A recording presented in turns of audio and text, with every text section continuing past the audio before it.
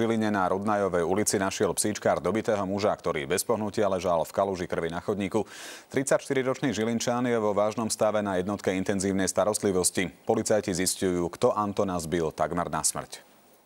V tejto ulici mali nad ránom dobiť mladého muža tak, že skončil s vážnymi zraneniami v nemocnici. Surovo dobitého 34-ročného Antona našiel ráno okolo 4:30 muž, ktorý šiel so psom na prechádzku. Žilinčan ležal v bezvedomí priamo na chodníku. Volal policajtov hneď rýchle, vstúpali sa do smyčku a tu boli Blesková a Sanická. Naši záchranári ošetrili zraneného muža, ktorý mal tržné rany na hlave a odeniny. Poraninu mal najmä tvárovú časť. Po ošetrení ho previezli do nemocnice. Starý pán, ktorý v ulici býva, sa okolo 3:00 ráno zobudil na štekot psa. Von ale nevyšiel, mal strach. Počul som kriky, no nešiel som, lebo človek nevie, či sa to deje. No. Až teraz ráno sme sa dozvedeli. No.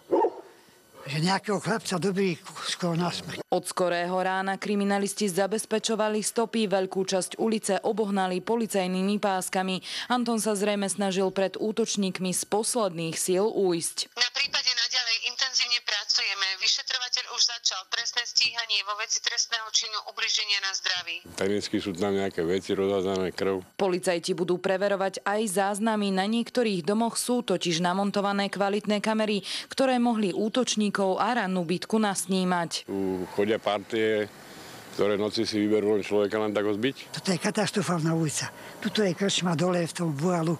Tuto kamery a z tých diskoték a to chodí. Tuto a to ze Solinov väčšinou. Kamarát tu zažil na bicykli. Zhodili z bicykla, že ideme na ňo. 6.